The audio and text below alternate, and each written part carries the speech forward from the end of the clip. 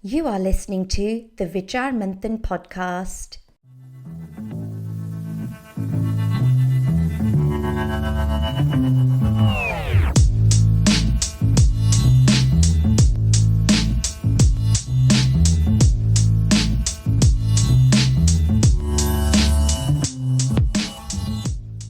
Namaste and welcome to another episode of the Vichaar Manthan Podcast. My name is Sumit Sharma and it's my great honour to be bringing this project to your ears. A dharmic project, a Vichaar Manthan project, looking to explore modern day concepts, issues, challenges, commentaries on modern day life and see how we can analyse that with a dharmic lens, a Hindu lens, a civilizational lens. Today, very excited to be bringing Dina Aherne to the podcast, to the platform. Dina has been on the Vichaar Manthan platform before. Please do go back, have a look at our YouTube channel and website for more information on some of those talks. We've been trying to get Dina onto the podcast for a little while now. I think she was actually one of the very first people I spoke to. Timelines didn't manage to work, but very excited to be bringing this here today. And I think we're going to be talking about something that is so important for lots of people. That topic is along the lines of veganism. And if that turns you off from this podcast already, you just haven't given this a chance. I think this is not just a buzzword for today. It's not just relevant for the people of tomorrow, but it's truly talking about how we become more sustainable, how we think about the impact we have on the earth and other living beings. So Dina, by training, is a lawyer. She teaches at the University of Birmingham. She describes herself as an activist, an animal rights advocate, public speaker, vegan educator, and an advocate for all sentient beings. She says the earth belongs to all beings. Dina, welcome to the podcast. Thank you, Sumit. Namaste. Namaste. We are very excited to have you here and to talk about something I think you're very passionate about. And more recently, I've seen your Facebook and Instagram posts talking about what it says in things like the Gita about things like veganism. But maybe let's start at the beginning. What is veganism? Gosh, okay. Well, I'll give you the simple answer there. It's a lifestyle. It's a way of life that seeks to, I suppose, abstain from using animals, whether that be for food, the food that we eat, whether it be for the clothing that we wear, for any of the products that we use to clean our houses with. It's to sort of, totally preclude all use of animals in our lifestyle. And is that a personal choice? Has someone told you this? Have you been discovering it throughout life? Have your views changed? Like, how does this come about? You mean veganism and how it's come about for me? Yeah. Yeah. So, I'll give you a bit of a background, sort of a bit of a history lesson of how I became vegan, and that will, I suppose, substantiate the answer. So I've been vegan for about 12 years now, and prior to that, I was vegetarian. I was actually born and raised as a vegetarian, and then in my mid-teens to late teens, I would consume animals, so I was eating animal flesh, meat, and then reverted back to being vegetarian. And then I in my sort of early 20s, I started quite strongly walking upon a sort of spiritual path, I suppose. And I was reading a lot, I was doing a lot of meditation, I was doing a lot of painting. I've never painted before in my life, but it was something that I was driven to do. Nice. I was practicing yoga. And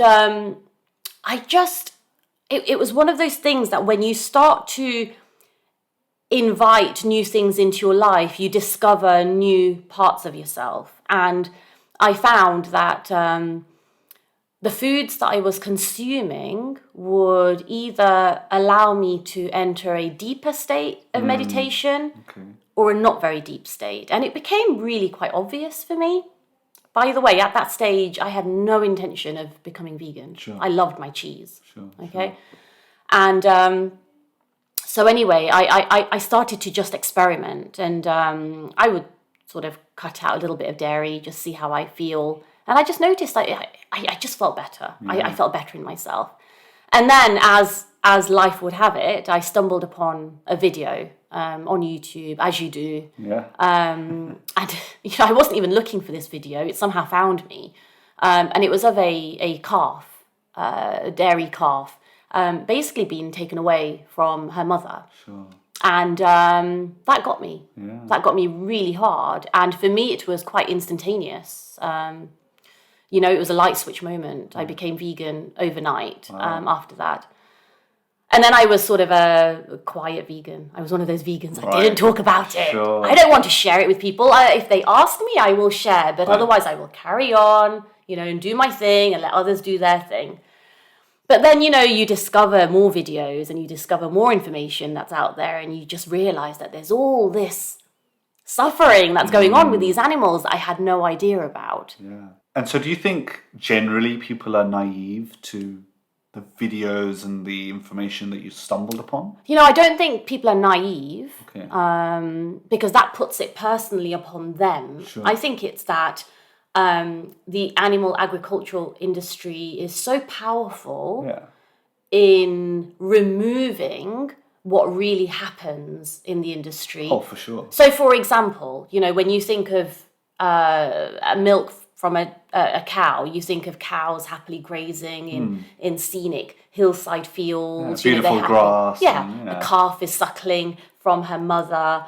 And if you go to a supermarket or if you see a gallon of milk with the picture on it, that's what they show you, right? Marketing is amazing. Yeah, and this is it. I mean, with the subsidies that these industries receive from the government, they have so much money that they can put towards marketing that people are not naive, but people are simply seeing what's put out there. Sure. And it takes, I suppose, somebody to personally, like I did, take it upon themselves to actively look at what really happens.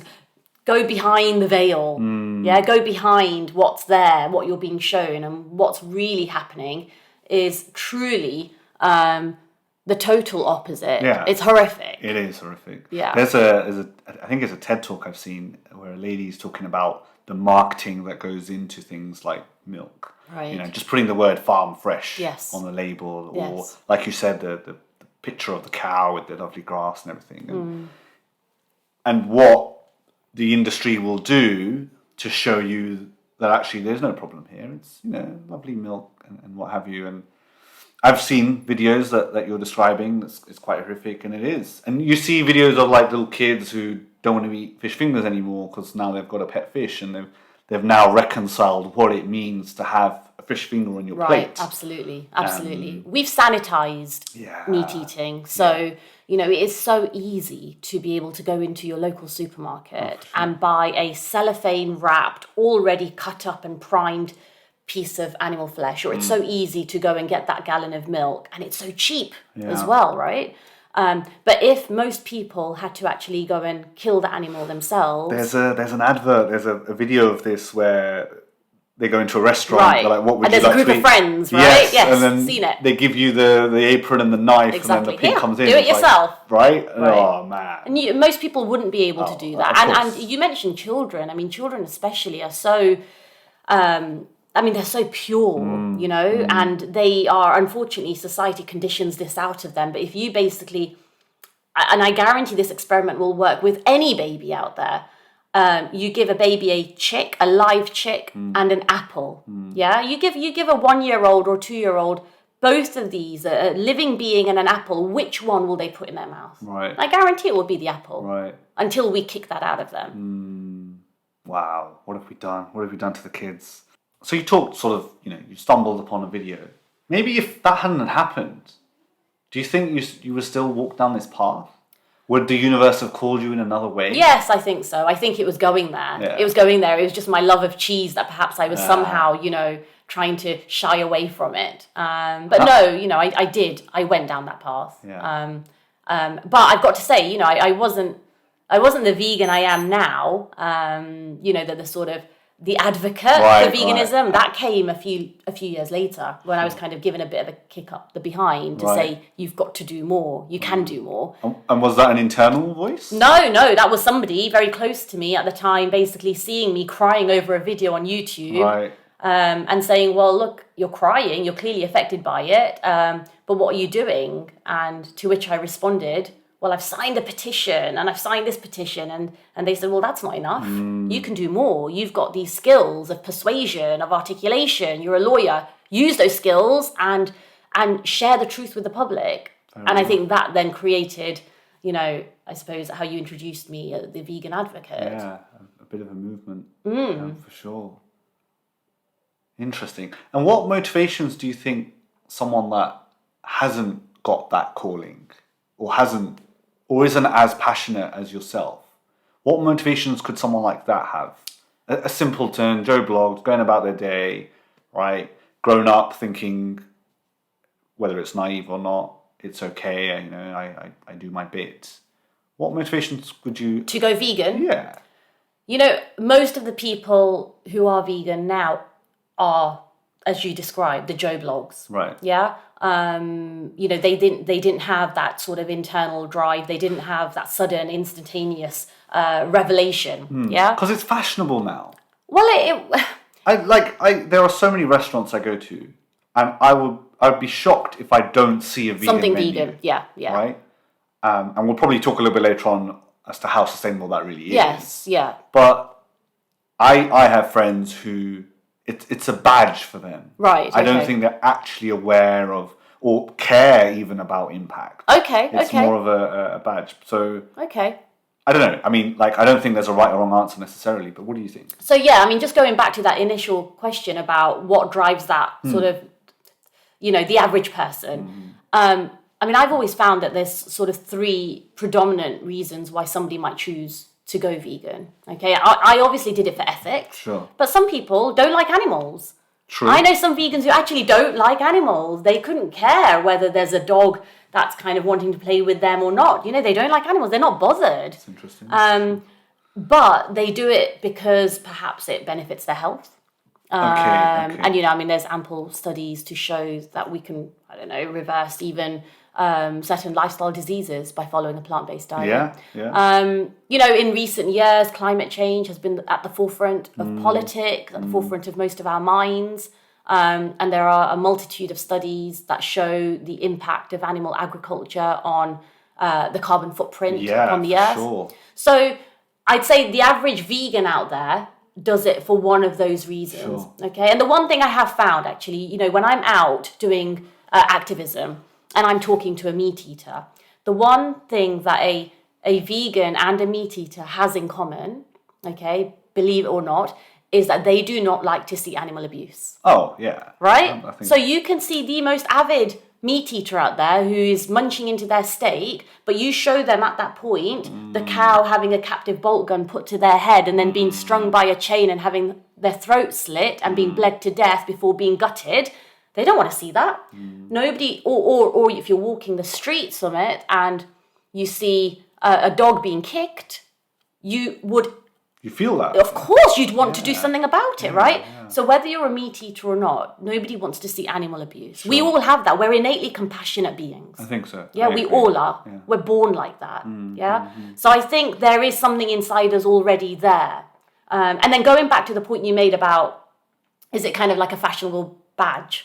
Yeah, of course, I've seen some vegans who, will sort of proudly eat a vegan meal and call themselves vegan, and it'll be all over their Instagram pages and social media. Yeah. And then do they sustain it is another question, right? But, that's obviously part of their journey about exploring. But going back to the restaurant thing and, I've been to, various restaurants where, even 3, 4, 5 years ago, you would never have found a vegan option. And now even a steakhouse will have a vegan burger. Yes. Yeah. That's just amazing. Amazing for the vegan movement. Is it fashionable to have a vegan option? I don't think it's fashion. I think that they are just clever with how to financially market themselves. Yeah. There's a market you're probably missing out on. You're missing out. If you do not have a vegan item or two on your menu, actually have a separate vegan menu. Yeah, you're missing out. You're absolutely missing out. Yeah. The public are now demanding it. Yeah, it's true. So a few threads I want to pull on there. So, okay, the steakhouse, right? And I remember when KFC launched its vegan burger. Yeah. It was one of the first of that type of food to come to the market. I was like, so personally, I went vegetarian about 12 years ago. And I do like my cheese. I've stopped dairy milk, especially here in the UK. Like, I've seen things about with the milk industry that it doesn't sit right with me. Like, it's not even healthy for me anymore. Okay. You just read that Tesco, pasteurized, homogenized, all these other words I really don't understand. It's like, this isn't the milk I thought it was. Right. And my version of the milk is that lovely cow in India that's looked after, and the calf has had their share, and like my family in India still have a guy at home and is very well respected. So that's my version of milk. Tesco don't sell that. Okay. That's different. Yeah. And there is the Ahimsa milk movement down in Watford. Lost my train of thought. You're talking about KFC. KFC. Vegan burger. And so when KFC brought out this vegan burger, I was like, I'm going to try it. I want to know what it tastes like. Fine. Went along, ate it, great. They didn't serve me the chips because they couldn't serve it as a meal. Right. I got me thinking, hold on a minute, what are they doing to their chips that's not vegan or vegetarian, and they cook it in the same oil as... Correct. I'm like, all right, so already on a back foot here. Yeah. And then I thought, all right, personally, I've had this vegan burger. I haven't contributed to the suffering of animals, I think. But my money is still feeding that institution and is still profiting off the murder of chickens. So, how sustainable really is that? And I think the same applies, and now they're all doing it. Greggs and Burger King and McDonald's. Yeah, they all have that one option. But your money is still empowering that economy that profits from killing chickens. And I don't know. How does that sit with you? Are we able to reconcile? Is that okay? You make a really valid and important point here, and I think firstly, I haven't tried the vegan KFC burger, and that's not because I'm actively avoiding it. Don't get me wrong. I like a vegan burger. I just haven't got around to trying it, and I'm not actively going to try it unless I'm somehow stuck on a motorway one day, and that's the only thing that's there, right? Is it sort of conducive to the vegan movement to pay money to a restaurant like that that kills billions of chickens every day across the world to provide the public their KFC? I find personally, when somebody is exploring veganism, and I think this is where I've learned to be really compassionate with how I see this. Sure. When somebody is exploring veganism, oftentimes they want to taste a food that they would be so used to, but the vegan version. Okay, replacement, mock meat. Exactly. So if they were so used to getting their popcorn chicken or chicken burgers from KFC, but can now, because they want to explore veganism, can now opt for the vegan chicken burger. Sure. Then does that help to create a bridge for that particular person? In this day and age, in a majority non-vegan world, absolutely. Yeah. Should we shun those restaurants who have a vegan item on their menu, but yet the majority of their items are cows, pigs, sheep, or chickens? I don't think we should. Right. I don't think we should. And I know right now there's going to be a lot of, I'm going to call them black and white vegans who are actually going to be probably cursing me right now. Yeah. But the reason I say this is because if we didn't provide those options, we would miss out on a whole load of people who are just kind of tiptoeing, finding their way to exploring veganism. Yeah. If this is creating a bridge for them to do that, why not? And also, if we as vegans refuse to partake in eating at these restaurants, then how will these restaurants know that there is a demand for this? The only reason, for example, Greggs has expanded their multitude of vegan options is because that the vegan hot dog, sausage roll, that just flew through the roof. When they launched that, everywhere was sold out within minutes. Big success, so again, now they've got the steak, bake, and various other things. So again, and that's vegans being open to supporting these companies, right? But do I personally think that eventually that's sustainable? No. Right. And I think, we have to, of course, try it. Absolutely. Get your fix. But eventually, look, veganism isn't about the mock meats. Veganism isn't about replacing like for like. Veganism is about whole food and plant-based. So when we talk about vegan foods assisting your health and giving you a multitude of health benefits, we're talking about pulses, lentils, rice, seeds, nuts, fruit, vegetables. That's what we're talking about. We're not talking about having fake chicken or fake meat every single day. You've got to see that in balance. I know a lot of really unhealthy vegans as well. So there is a misconception there that if you're vegan, you're really healthy. That's not true. And I think that's what I was trying to get at with the fashionable sort of question and statement. I have been to vegan junk food places and haven't felt good for eating it. Even when I promised myself never to have it again, but the Burger King Vegan Royale, in the moment, great, I haven't had Burger King for like 12 years, and so to be able to have that again was interesting. 10 minutes later, it's that salt. I regret it's salt. It's a saturated fat. It's not healthy. It's not healthy at all. No. We've mentioned the word sustainable a few times. What would it take for the vegan movement to be sustainable? And what does sustainable mean to you? I suppose for me, it means, and we can only talk about sustainability right now because we are still living in a predominantly non-vegan world. So sustainability in this dialogue, for me, has to be compared to what we've got right now. Yeah. Sure. So it means, is it long lasting? Can we maintain it? Can we maintain it in a positive way, in a way that's going to positively benefit the earth, in a way that's going to positively benefit the inhabitants of the earth, including humans and our non-human animals. So that's what it means for me, but it has to be compared to what the animal agricultural industry is causing to sustainability right now, the lack of sustainability and just how unsustainable it is.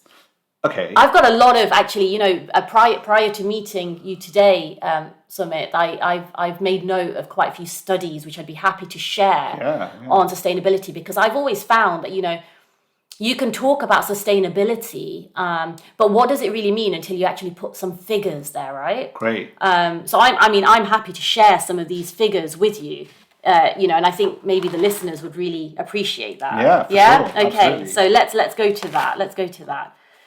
Okay.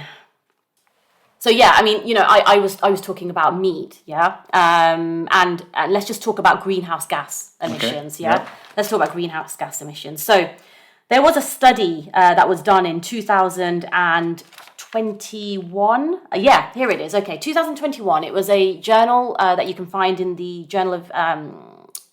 It's an article that you can find in the Journal of Ecological Society. Produced by Dr. Sailesh Rao, who's actually a dear friend of mine as well. And he found in his research that animal agriculture, so we're talking meat and dairy, contributes to at least 87% of greenhouse gas emissions globally. 87%, right? And I carried on researching today, and I found some reports. And I read some reports that I wasn't even aware of. So I'm going to share these. These are new for me too. And I was shocked by these figures because, of course, I don't need convincing that veganism's the way, right? Fine. But I'm hoping this will help some of your listeners. Yeah, so for sure. Harvard University in 2019 basically proved that. And by the way, for your listeners, if you want the references to these resources, by all means contact me. Happily give you these. We'll put them in the description. Yeah. So 2019, Harvard University reported that if everyone in the UK went vegan, we would still have enough food for everyone to eat. And if the UK returned meat and dairy farms back to their original forest, and they grew healthy crops, we would still be able to sustain human calorie and protein needs in place of the feed that they grow to feed animals. Wow. Right? And it goes on further. Imperial College, again, these are all local reports, universities from this country. So 2019, Imperial College, this study basically said that it's your diet where you can have make the biggest changes, okay? Followed by travel and heating. So if you are talking to somebody who cares about the environment, cares about their health, the biggest shift that they can make is what they put into their mouth. Yeah. Right? Yeah. You can't expect them to suddenly turn the heating down on cold winter nights. I've got a great story about this. So I'm speaking to Yajud Hurriya, who we'll have on the podcast very soon. And water wastage is a big thing, right? For people that are trying to save water. And the onus sometimes is put on the individual to have half your shower time. Yes. If you were to have one less beef burger, yes, you could continue to have that longer shower for an entire year and still not make the impact of eating one less beef burger. Absolutely. So do you think the industry knows this, maybe doesn't tell it for avoiding sale of profits or being shown in a bad light? Like, whose responsibility is it to sustain, to not impact the earth? Okay, honestly, I think it's our individual responsibility. Sure. Okay, and I think it's really easy for an individual to shun that responsibility to the government, to our politicians. So, for example, when I'm doing activism and I'm talking to people, my sort of pet hate, I suppose you could call it, is the dairy industry. Right. Okay, I have an immense passion to absolutely abolish the dairy industry. I would love to see the dairy industry just crumble to dust because of what they do to these cows. But I maybe not as passionate as yourself, but I have a very strong distaste for what happens in the dairy industry, like false impregnation and, and a cow is only lactating when the body thinks it's pregnant. And so to keep it in a constant state of false pregnancy, and you probably know a lot more about this than me. And that's animal abuse. Do we not have rules and laws and regulations against animal abuse, and why is it allowed? So we have so our legislation in this country prohibits harm to animals, of course. Okay, and we have 2 or 3 large pieces of legislation. However, artificially inseminating a cow, removing her male calf within 24 hours, shooting the male calf in the head, if there's no need for that cow, or removing the heifer, the female cow, and putting that heifer into a hutch to artificially feed her whilst the mother's milk is taken by machines. That's all permitted by legislation. And the reason for this is because there is one fundamental difference. Our legislation promotes animal welfare, and there's a massive difference between animal welfare and animal rights. Animal rights is about removing all forms of exploitation. Animal welfare is making how we treat these animals a little bit more palatable. Okay, it's a little bit more acceptable. So let me give you another example. In recent years, the government took it upon themselves to remove battery cages. So we're talking hens that produce eggs. So for all egg lovers out there, I used to love eggs too. We used to get 2 types of eggs. They used to come from either free-range eggs or battery cages. Sure. And then the government took it upon itself to remove battery cages because of the terrible conditions upon which were inflicted upon these hens. So what they did, however, very nicely, is that they replaced battery cages with what we have in this country now called enriched cages.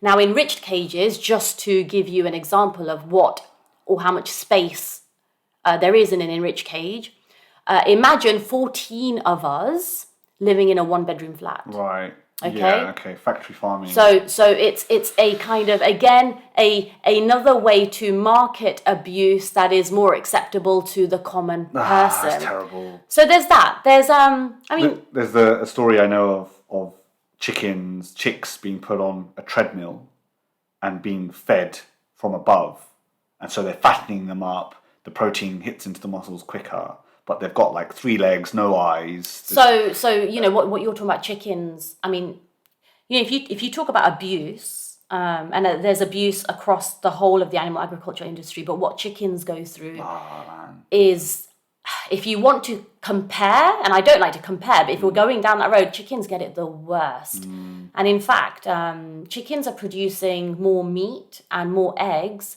4 times as much as they were just in, say, for example, if you compare from 1950 to now, and that, the immense pressure on their bones, the cardiovascular pressure. I mean, I visited slaughterhouses where these chickens are coming in these crates and they are crammed, hundreds, thousands crammed into these lorries, into these crates. Even before they have reached the slaughterhouse, the line where they are pulled up by their leg and slit by the electric blade, most of them, I don't want to say most of them, some of them, their legs will break by that time because of the immense pressure that's been put on them, the calcium deficiency. It's disgusting. It's horrendous. Yeah. It's absolutely horrendous. Namaste and thank you for listening. Vichaar Manthan attempts to start the conversation and keep it going in an earnest manner. We're here to talk, discuss and dissect societal challenges using a civilizational lens. It's horrendous. Yeah. It's absolutely horrendous. I don't know if this is still the case, or I mean, I don't have a valid source, but I was certainly told this at one point, that KFC at one point were not allowed to use the word chicken because there was not enough chicken in their chicken to legally define it so. And so when you look at their menu, you might see the word sort of popcorn chicken, but that's got a TM next to it because the phrase popcorn chicken has been trademarked. Is a trademark term. So there's not enough of that chicken in there. And that turns me off. Like, even my friends who sort of still eat meat today are like, oh, sorry, don't you miss eating meat? No, I don't want rotting flesh on my plate. Right. And there's also the argument about when an animal or a human, any being, is going through immense suffering, it's secreting chemicals internally. And you're consuming that. Of fear and and that's a disproportionate chemical composition, and that energy is still in that, and you're eating it and digesting it and making it a part of you. And that's not healthy. I mean, even if you talk about burgers, like beef burgers, hamburgers from like your McDonald's, McDonald's, Burger King, even, most of those burgers are coming from dairy cows because when a dairy cow becomes dry or her milk yield drops, she's sent to the slaughterhouse. Wow. Now, because she's a dairy cow and she wasn't reared for beef, the sort of composition of meat is going to be of low grade. And it's most of these fast food chains and restaurants that buy low grade beef. And that's coming from the same cow that you got your milk from. And again, the actual nutritional composition of meat there and the chicken that you mentioned is extremely low. Yeah. Okay, we're going down a dark path. And look, not to say that it's not important, but let's go back a little bit and get into real life examples of change. Someone listening to the Vichaar Manthan podcast today is thinking, wow, Dina, you make some salient points. I probably want to take some steps towards being less harmful to the animal kingdom. What can I do? What could an individual do today? And I know we've spoken a lot about food. Yeah. And I want to talk about sort of beauty and fashion and medicine as well. Okay. So if they come in here. I mean, beauty, fashion, medicine. You see, the one thing that I always find with vegans and the vegans who don't sustain veganism is that they take on too much too soon. Fair. So for the person who's listening to this who is curious about veganism, I would say start to educate yourself. Okay. So if you have been truly moved today by this podcast, don't just tomorrow become vegan because you're less likely to sustain it. Start to explore what's out there. Start to explore what nutritional needs you have, because food is, well, it's the most important thing for all of us, okay? Most of us, we're privileged to be able to eat at least 3 times a day. So start to explore what nutritional needs you have, okay, and what options there are. So you could just start with the milks that you buy. And in every supermarket now, if you just walk a few steps further, past the cow's milk section, you've got a multitude of other plant-based milks. Yeah. And if, for example, somebody's right now thinking, and I'm playing devil's advocate here, thinking, well, almond milk, the water footprint of that is very high. Yes, it is. It's probably the worst environmental damage causing milk, within the plant-based sphere. But cow's milk is still far worse. Right. And again, happy to give you statistics on that.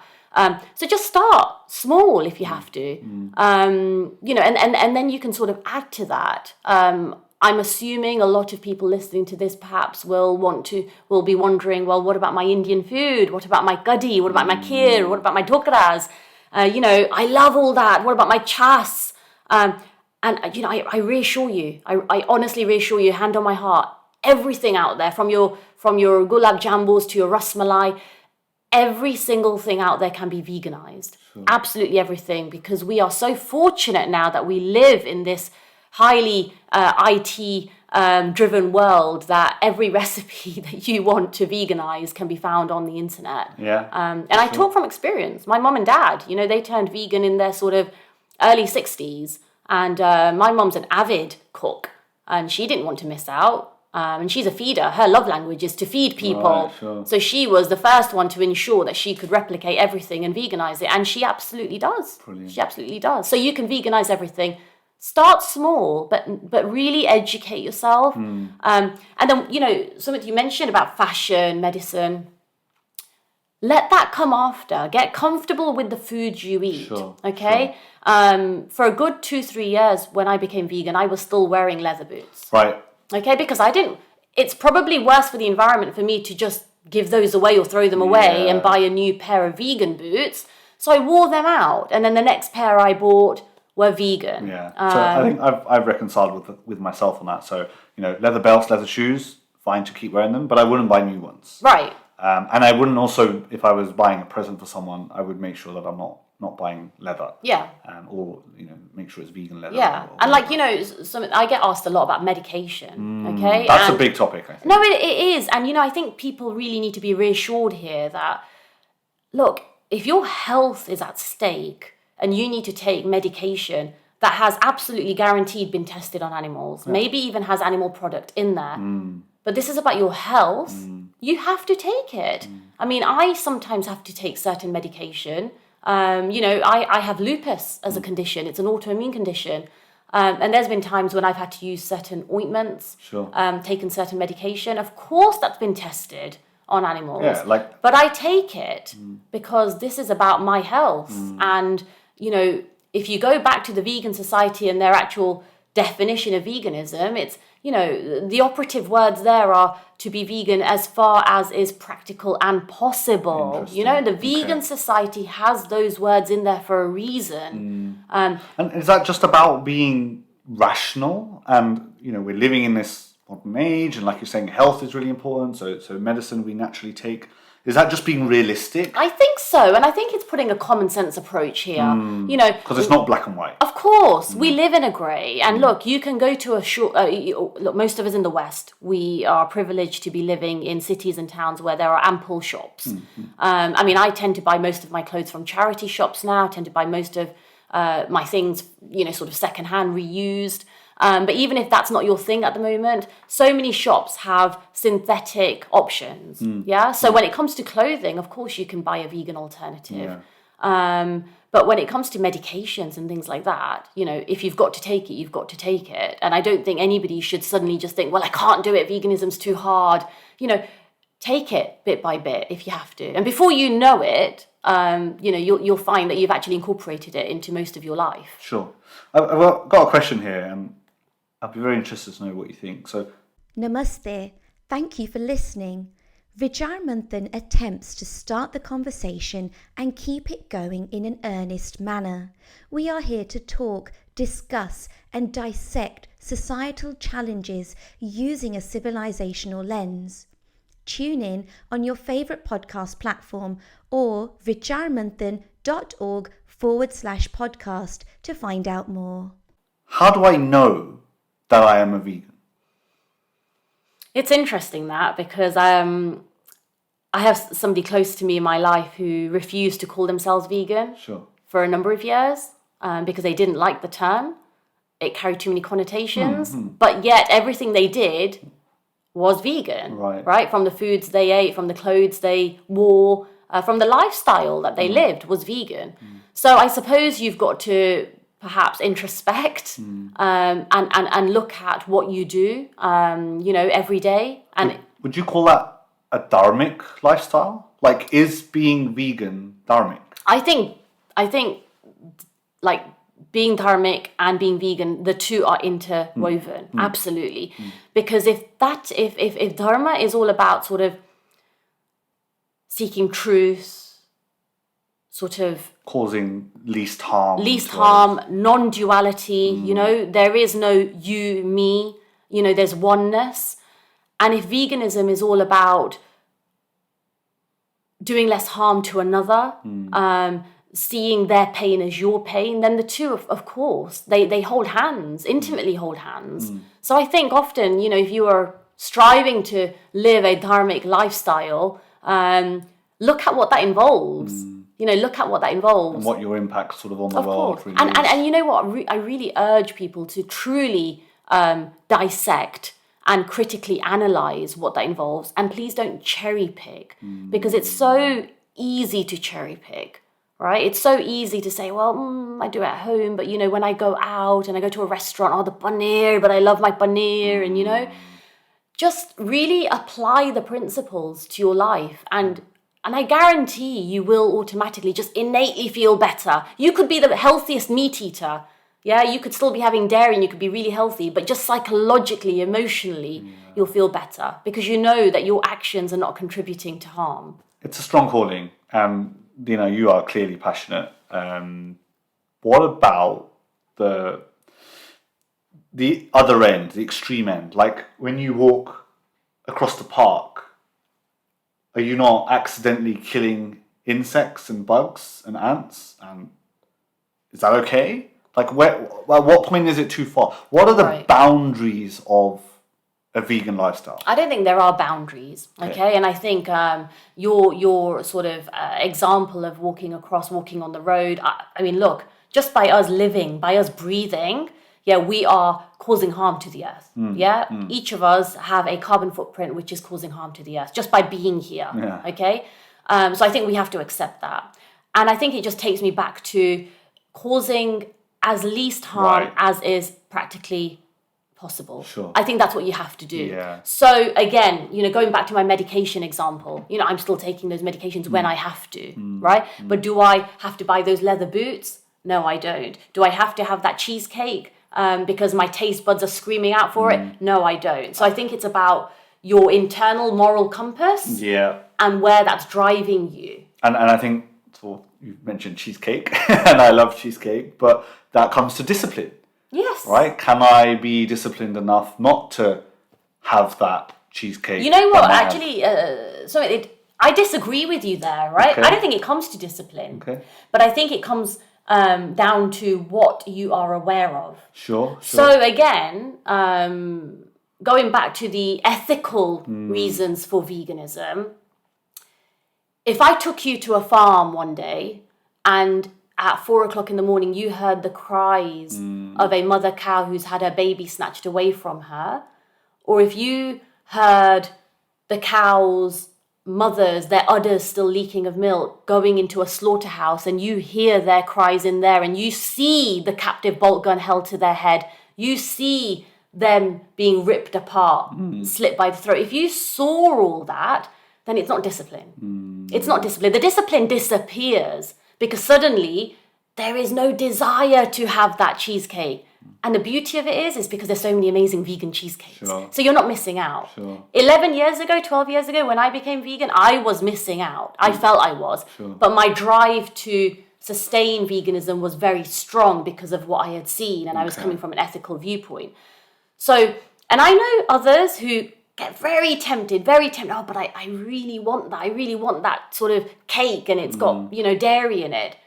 And I honestly just say, well, just remind yourself of what happens. And then is it worth it? Are your taste buds worth their suffering? I don't want the cheesecake right now. But you paint the picture so well. I don't know if everyone can do that. Okay, so look, we're in 2022. World's moving fast. What about lab-grown meat? No animal had to suffer for that. Yeah, I mean, that's really developing. And again, some might argue that is sort of a bridge, again, to the curious vegan, to become vegan. They're getting what they would normally eat, but an animal hasn't died. I personally would not promote or eat lab-grown meat because, of course, it still intrinsically has the cells of an animal within it. Sure. And that animal that initial animal still had to die for the lab-grown cultures to take place. Okay. So it's not vegan, basically. But it's reduced the harm?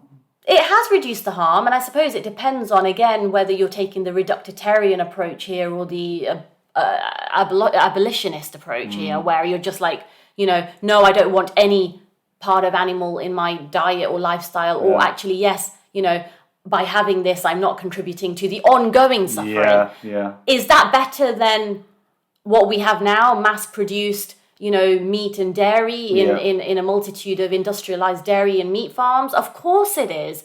Do I personally agree with it? No, I don't. I don't think I would. But the other reason as well is that actually, if you are an avid meat eater and you want to try the vegan alternatives, even just taking you away from lab-grown meat, just try the soya-based, the tempeh-based products. And actually, you won't. I mean, look, I did an experiment, right? I have family in Ireland, and there were literally 2 plates. So they are, of course, they come from farming background, so they are avid meat eaters.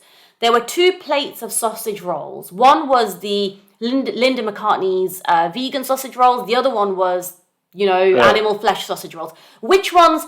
We didn't say to them, so we were cheeky, right? We didn't say to them. To them, they were both the same because they looked the same. We knew which was which. Yeah. Which one's finished first? The Linda McCartney. Absolutely, absolutely. If I had told them that those were vegan, would they have touched them? No, they would have turned their noses up at them. Of course. But if you don't tell them and you actually do a blind test... Have there been studies on this? Like, more than just your family? Of course. Yeah? Absolutely. It happens all the time. You can just go to a random city where they're doing some sort of vegan activism and they'll have a blindfold and they'll say, here, look, here's the actual meat. Here's, the vegan alternative. You pick which one do you think you're eating. And most often they can't tell the difference. That's how good these products are. There was an EU ruling recently where the plant-based milk alternatives were forced, I'm not sure that's the correct terminology, but they were not allowed to use the word milk anymore. Right. And I think one of them was... Even cheese. Yes, not allowed to say cheese. So they came up with clever things like not milk, or milk, MYLK, or sheese, and stuff like that. Or they say, we're not allowed to call it milk, but you are. Right? So, what's going on there? What's the issue, and where do you stand? Honestly, this is, again, the power of the industries. Okay? I mean, they have a lot of money. There's no doubt about that, and they are very powerful, but I think they're actually feeling threatened. Yeah. The vegan movement is growing exponentially. Sort of a lot of 18 to 35-year-olds are moving to veganism. The younger generation is extremely vegan curious, and the more we have the availability of vegan foods in restaurants, the more it is assisting the movement. Yeah. So are the meat and dairy industries becoming threatened? Are some of these farms closing down because they cannot cope with, the lack of demand? Yes. And I think that's what's happened. They've actually had to drive themselves to finding legal alternatives to somehow reduce the marketability of these vegan products. Yeah. But unfortunately, what's happened is they've shot themselves in the foot because it's actually had the opposite impact.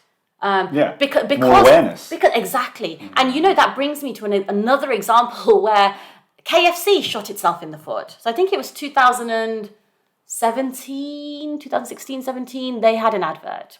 You know how you were talking about how the composition of chicken within a KFC meal is very little? Yeah. So they flipped that, okay? And they came up with what they thought was a successful marketing campaign. I don't know if you remember this, but they were showing the whole chicken. Yeah. The face, the whole body, a healthy looking chicken. And they said, KFC, we use the whole chicken. Right. Okay, and so what they were trying to do was trying to flip the whole lack of chicken around to say, well, actually, we use the whole chicken. This is how healthy our chicken looks. And they were promoting on billboards, on television. So people who were going to KFC were looking at this whole chicken. And you know what happened? They were being put off. Because suddenly they're realizing, my food has a face. Oh dear, It has a face. It has eyes. It has a beak. It has feet. A personality. Right. And so they actually ended up. Brilliant. Yeah. More powerful. So I think this is the powerful, animal agriculture industries trying to grasp at straws, trying to maintain their powerful stance, trying to reduce the sort of growth of vegan brands. But like you said, ultimately what that's doing is it's just causing more awareness. Sure. Riveting conversation here on the Vichaar Manthan Podcast. We're going to take a short break and we're going to go into what I call the rapid fire round. So a rapid set of questions for you, Dina. Let's see how we do.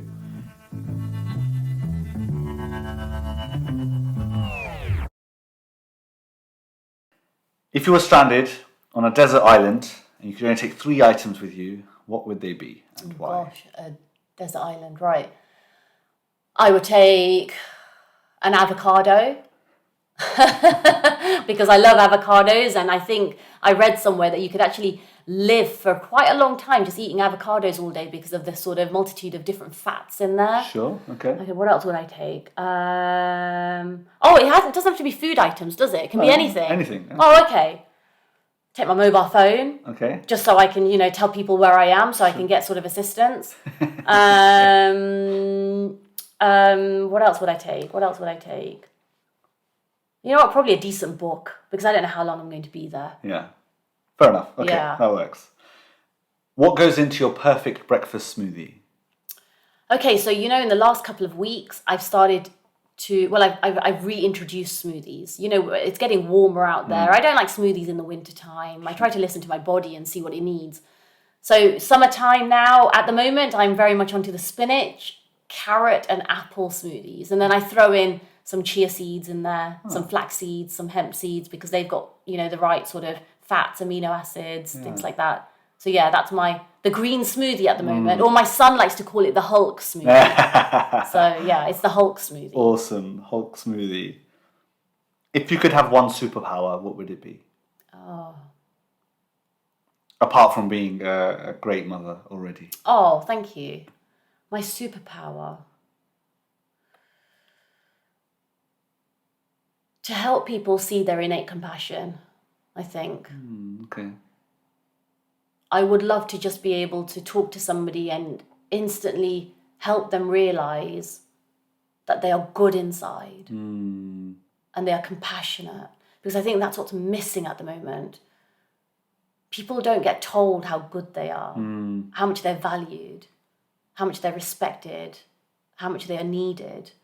And I think if the children of this world, the younger generation, were just instilled with knowing that the sun rises because of you, we would have so much less crap going on in this world.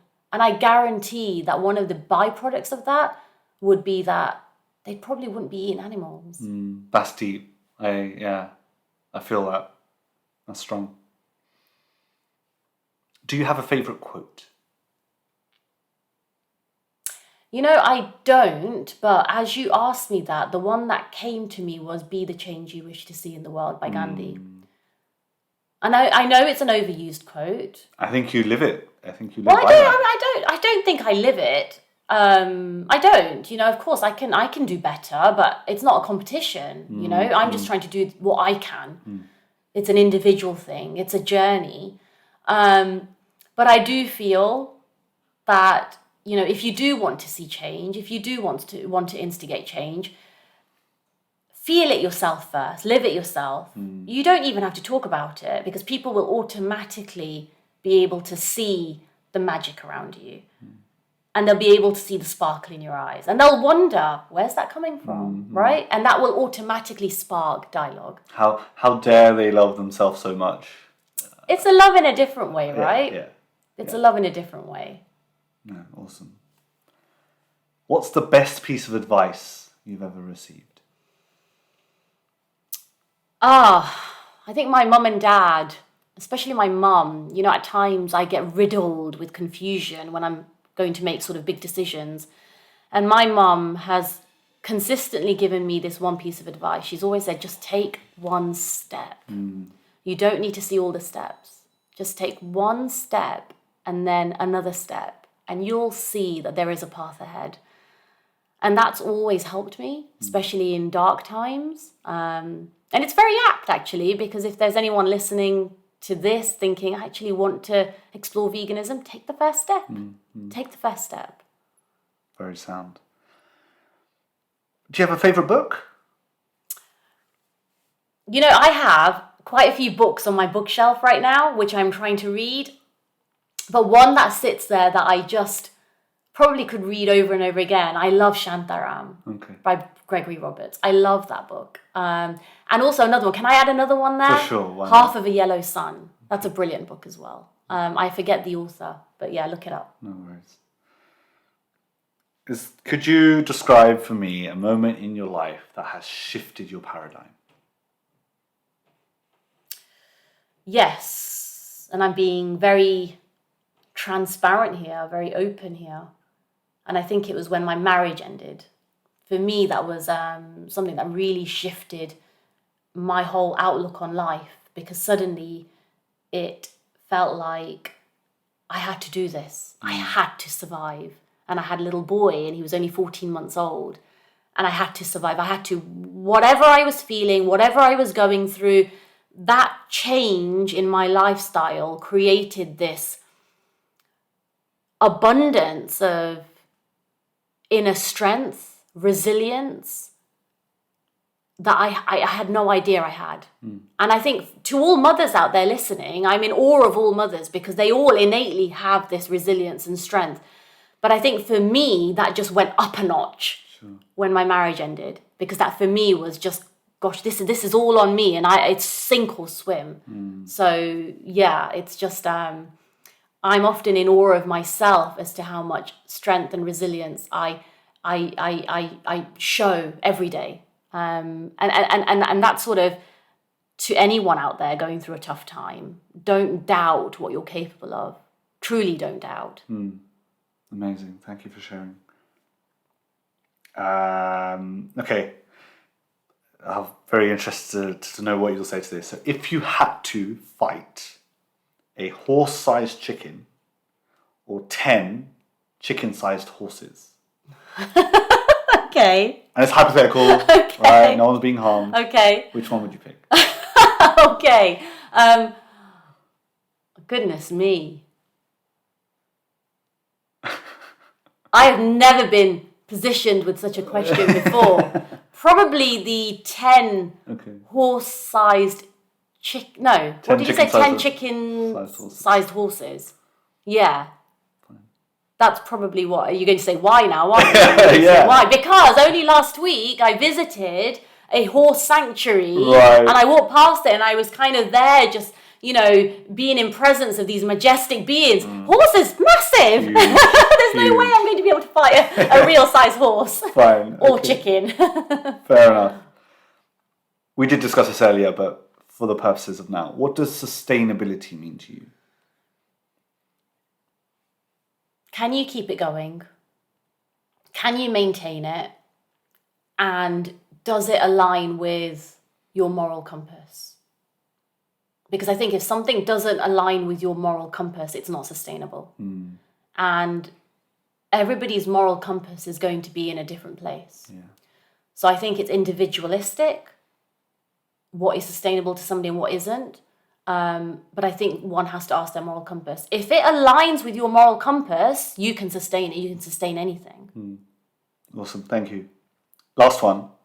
And we give all our guests here on the podcast an opportunity to make a commitment so that they could be held accountable by all of our listeners. So is there something in your life that you are not doing but want to do, or have been putting off for a while, or maybe even something new that you think up now, but is there a commitment you could make live here today on the Vichaar Manthan Podcast that makes you a better person, that makes you more sustainable, wholesome, etc.? Okay, you've really got me on this one. And you know what? I'm just going to go for it because I know exactly what I need to say here. And it's something that I've been pondering for weeks now. Okay. So before I had my son, and he's 3 years old now, I was an avid practitioner of yoga. And I used to meditate for sometimes longer periods, other times, not so long. And I found that just really benefited me. It kept me grounded. It kept me in balance. And then, motherhood and work, etc., and life takes over. And now I'm very scatty in my practice of yoga and meditation. So, in the average week, maybe a couple of times, I'll do a little bit of yoga and meditate for 10 minutes a day. So I'm making a commitment, okay? And I expect you all to hold me accountable. So I commit to doing at least 10 minutes of meditation a day and at least just 5 Surya Namaskars. Awesome. That's my commitment. Brilliant. Because I know how that makes me feel. Awesome. And it's so great for me and it's so great for my son. Yeah. So I make that commitment to all your Vichaar Manthan avid listeners today. Brilliant. Thank you. And I tell you what, I've done this before. I will match your commitment. Really? Okay. All right. So we have to hold each other accountable. Yes. Okay. Great stuff. Do that. Brilliant. And they say if you can't make 10 minutes for meditation, you need an hour. Absolutely. Absolutely. Hands down. Brilliant. Totally agree. Awesome. All right. I think we've had a great rapid fire round there. Let's get back into the discussion.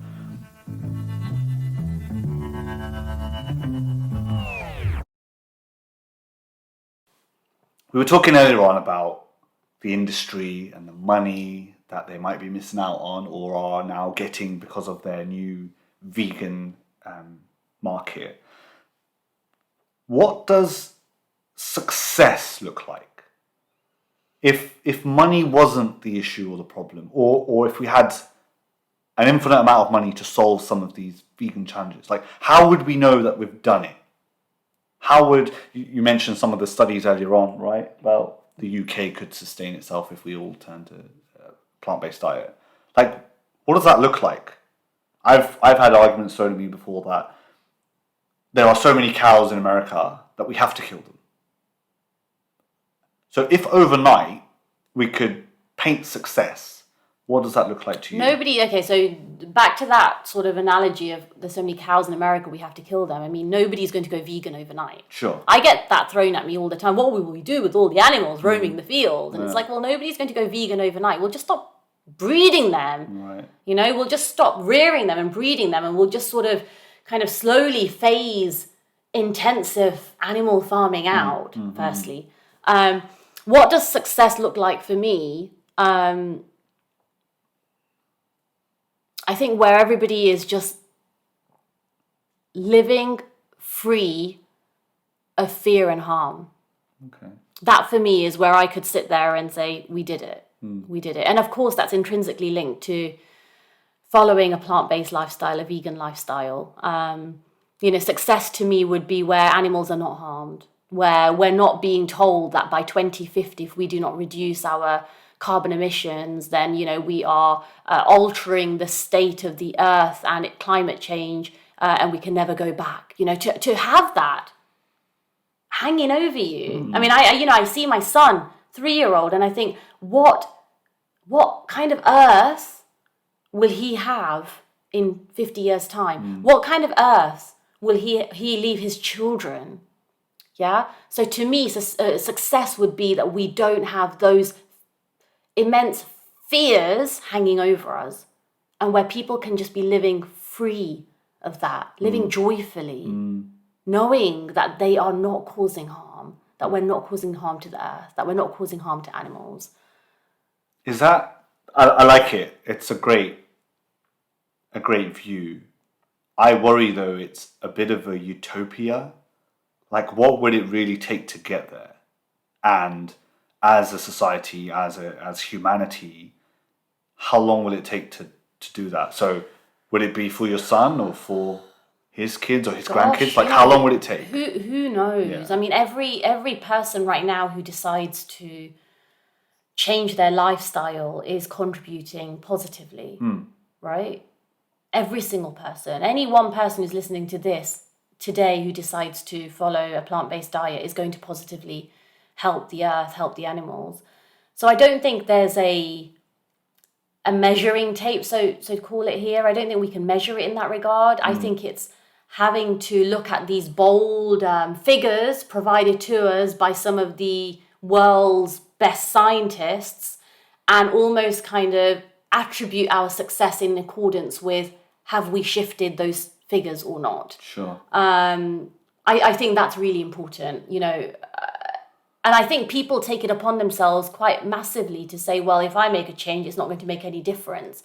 It does make a difference. Every single thing you do makes a difference. The figures show that it makes a difference. So, every little thing counts. I think it was Tagore that said, the man that plants a seed knowing he'll never sit in the shade of that tree has begun to understand the meaning of life. Absolutely. And I sort of have internalized that and reflected upon that. And even some of the time I give sort of towards Vichaar Manthan on a personal level, knowing hopefully positively, constructively, we're trying to contribute to the betterment of society. Yeah. And by having conversations like this, where hopefully in 50, 100 years' time, they'll listen back to this and think, that was an important discussion to be had about veganism, about sustainable living. And I think maybe it's a process of evolved thought. Like you've mentioned before, like we're very blessed in the West. Houses, cars, jobs, everything is available at a touch of a fingertip. Can we measure the impact we have on society, on sentient beings, and even if it's not the animal thing, just climate change, your health, carbon health as you well. might even be bothered about the climate. Just do it for yourself. So I want to go on to something I've seen you commenting upon recently, and it's more specific to the Hindu community. And this fascinates me because I love to see if you could convince my mother. But taking milk to the mandir. Could you talk a little bit about what you're trying to do there and the thoughts that you're trying to change with the mandir societies? Yeah, I mean, when I started activism, I kind of looked inward, and I come from a Hindu family. I'm Hindu myself.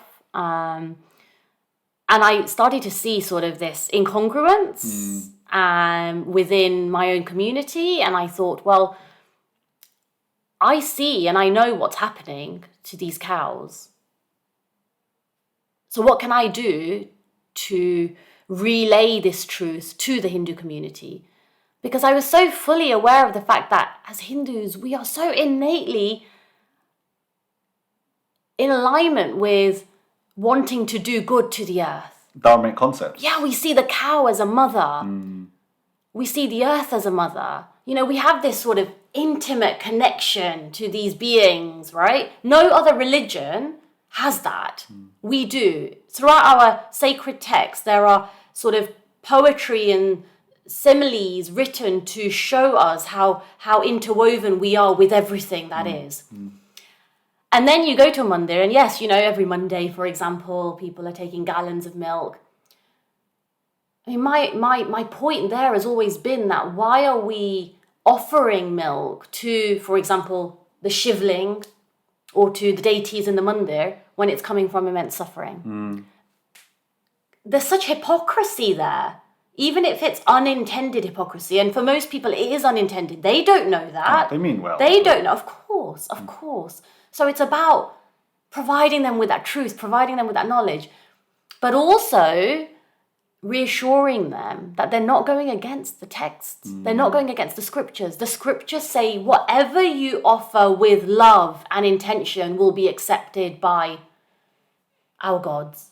So, it's to go with that in your mind and then make a better choice, make a more compassionate choice. Sure. I have to say, though, I have somewhat, I suppose, altered my activism a little bit. When I started within the Hindu community, I was I was going full throttle with the mandirs. Yeah. And then I realized, actually, that's not my audience. Sure. That's not my audience. A lot of people who visit mandirs now are, it's sad, but it's the truth. A lot of them are the older generation. Yeah. Parents aged 60s, 70s plus, right? Those are the regular mandir temple goers. And for me, it was like, well, if we're going to have sustainable change, absolutely, we've got to go to the younger generation because they themselves then can take it upon themselves to educate their own parents, like I did with my family. So that shifted massively to, sort of really trying to get the attention of the younger Hindu generation. It's a great concept. And I'm fascinated by it. I really want to see its success, and Maybe I'll try to do something in the local mandir that I go to. But just on that thought about, the generations that think that they need to follow particular rituals and texts and culture. And I don't know, I don't necessarily have a conclusion to offer on this, but I think the next generation can revitalize that in a new way. Like, I think it's part of the culture to take milk with you to offer, right? but what if you could plant a tree instead? I mean, and now we are privileged enough to be able to measure these impacts. So I think you're right. The next generation needs to be able to take it upon themselves to keep the essence of what's important from text, from scripture, from quote unquote religion, but apply it in a realistic, more meaningful manner. Absolutely. And I think it's reminding ourselves as well that so many of the things that we do are sort of customary practice that's been passed down to us, from like generations before us. And if it's customary practice, then that of course has to evolve with the sort of day and age that we see ourselves in. If you're enjoying this episode so far or have found it useful in some sense, be it discussion points or some points that resonated with you, then please consider sharing it with your friends and family or colleagues that might be interested. Namaste. And if it's customary practice, then that of course has to evolve with the sort of day and age that we see ourselves in.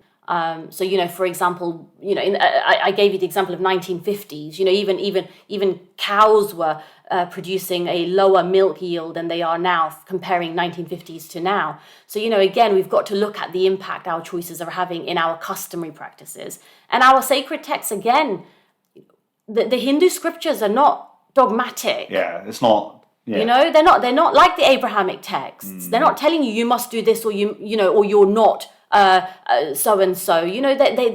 They actually promote inquiry. They promote self-realization. They promote critical analysis. Actually, you're not any less of a Hindu by doing that. If anything, you're following more of a dharmic stance by doing that, rather than just doing what you've always been told and not questioning it. So this is what when I have dialogue with people about Hindu practices and the use of, certain things like dairy, ghee, question where that's coming from. There's nowhere in the scriptures that says we have to do so and so. Yeah, I agree. And we've had a few podcasts with Siddhartha G. Krishna from Rishikesh, and we've talked about Upanishads and the Bhagavad Gita and how it's timeless wisdom that one can inflect upon and come up with internal sort of conclusion and remarks and apply it to their real life. So for anyone that's interested in that, please do look back at Spotify, YouTube, Apple Podcasts, or whatever your podcast streaming platform of choice is to hear those conversations. Dina, I think we're coming to the end of a great conversation. I'm sure we could sit and do this for a long, long time, but is there some parting words of wisdom? Is there a note you'd like to leave our listeners? Is there some advice that you could offer?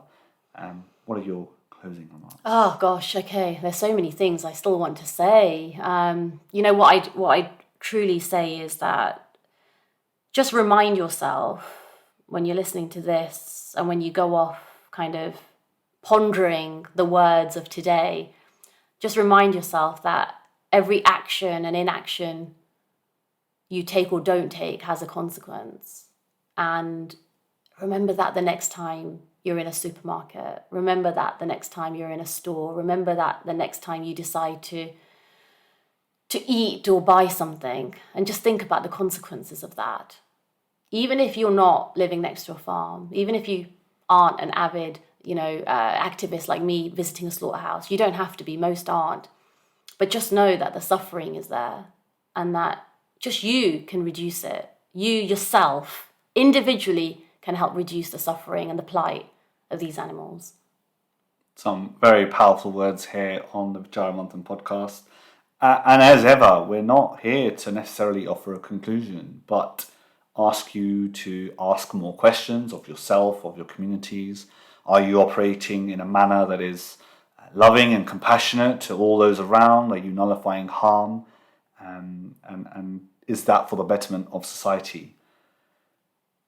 Just quickly then, before we go, Dina, if people listening today want to follow your movement or see what other things they can contribute to, how can they keep up with that? How can they follow you? Yeah, so I am on Facebook, Dina Aherne, Aherne, and I'm on Instagram as well, but on Instagram it's Spiritually Vegan, and I have a YouTube channel too. It's slightly inactive at the moment, so I do want to put up more videos, but there's quite a few on there. In fact, Siddhartha Ji and Acharya Vidyabhaskar Ji, they've got a few videos with me on there as well.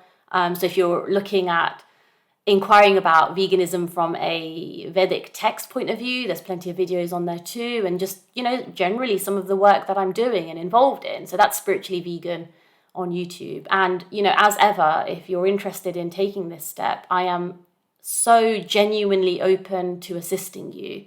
So please contact me. And if you need any advice, any tips, recipe ideas, anything like that, if you're worried about nutrition, I might not have the answers, but I can absolutely signpost. Excellent. And we'll put all of those links into the description below. Dina, thank you very much for joining us here today on the Vichaar Manthan Podcast. We'd love to have you back on the platform again soon. Thank you so much. Yeah, and hopefully it will not take so many years for me to get back on. So thank you so much for having me. I really appreciate it. Not to worry. I think the privilege and the pleasure was all ours. And as ever, this was Vichaar Manthan Podcast, live recorded, especially for our listeners who I would love to hear from. So if you've got comments, suggestions, if you've agreed or disagreed with anything that's been discussed today, please do email in at podcast@vichaarmanthan.org on all social media channels, and lots more firesides and interesting conversations and podcasts. We have papers, book clubs running up and down the country. Please do stay in touch, contact us, and I look forward to bringing more Dharmic concepts to your ears. This was the Vichaar Manthan Podcast. Namaste.